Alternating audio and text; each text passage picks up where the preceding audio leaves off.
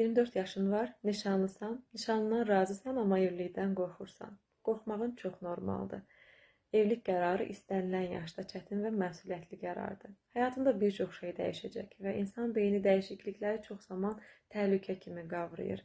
Sənə qarşı gözləntilər artıb, sənin ailənin, onun ailəsinin və onun özünün sənə qarşı olan gözləntilərini qarşılaya bilməmək qorxusu yaşayırsan. Həyatında azadlığını itirəcəyindən narahatsan, çünki artıq bütün qərarları onunla birlikdə verməlisən. Bir dəfəlik qərar vermə məsuliyyəti hiss edirsən. Düşünürsən ki, mütləq doğru qərar olmalıdır və əgər bu qərar yanlış olarsa heç vaxt geri dönüşü olmayacaq. Bu cür məsuliyyətlər səni qorxudur. İlk olaraq rahatla, qorxmaqda haqlısan. Nişanlınla açıq danış, səni narahat edən suallara birlikdə cavab tapın və unutma ki, bu sənin hekayəndir və bu hekayə başqalarına aid deyil. Başqalarının yaşadığını, hətta öz ailənin yaşadığını sən yaşamayacaqsan.